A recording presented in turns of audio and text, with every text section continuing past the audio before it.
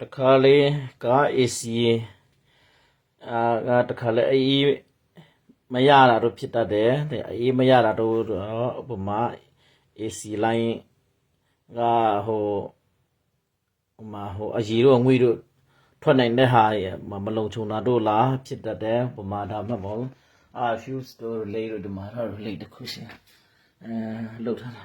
အဲ့ဒါမကောင်းတာလားဒါမှမဟုတ်သူ wire နဲ့ပတ်သက်တဲ့ဟာ wiring နေမကောင်းတာလားဖြစ်တတ်တဲ့နောက်လေသူဒီဟာသူကဒီမှာဆက်ပတ်ကျနေလေတဲ့အချိန်သူကကျွန်တော်တို့ AC ဖွင့်တဲ့အချိန်မှာသူဒီဟာသူချစ်ဆိုပြီးသူကဒီဟာပြန်ကတ်တဲ့အချိန်ဆိုဒီဟာတစ်ခုလုံးလေသူက AC pressure ကောင်းတဲ့အချိန်တိုင်းသူကဒီဟာသူပြန်မီးကိုသူတက်ဆိုပြီးပြန်ဖြတ်ပြီးတော့ဒီဟာပြန်ထွက်လာချစ်ဆိုပြီးပြန်ထွက်လာအဲ့နဲ့ဒီသူကအဲ့နဲ့ပဲသူကလှုပ်တယ်ကိုဘယ်ဟာမကောင်းတာလဲဒါသိရအောင်တို့ဒီဟာမကောင်းတာလားဒါမှမဟုတ်ဝဲမကောင်းတာလားဒီကတန်လိုက်ကွင်နေအလုံးမလုံးတော့တာလားအဲ့ဒါသိရအောင်အခုဒီမှာ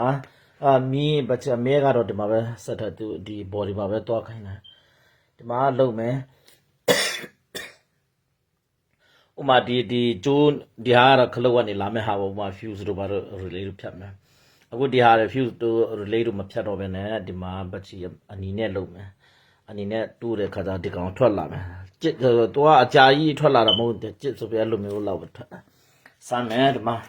အဲ့ဆိုတော့ဘယ်ဟာမကောင်းတော့လဲည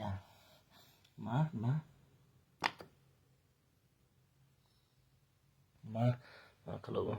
ဒါနဲ့ပဲလုံးမယ်